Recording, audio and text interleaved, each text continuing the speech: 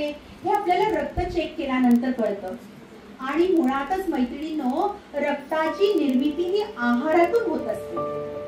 आणि आहार जर सत्वगुणी असेल, आहार जर पौष्टिक असेल, तर रक्ताची निर्मिती सुद्धा नैसर्गिक आणि आरोग्यदायी होते.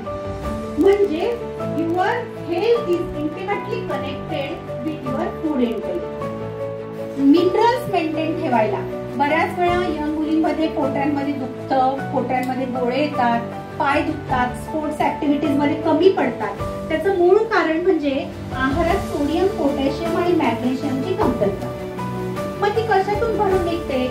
शक्य झालं तर एखादं नारळ पाणी नसेल शक्य होत तर सरळ लिंबू सरबत दिवसातून एकदा जरूर घ्या. साधी गोष्ट आहे, लिंबू 12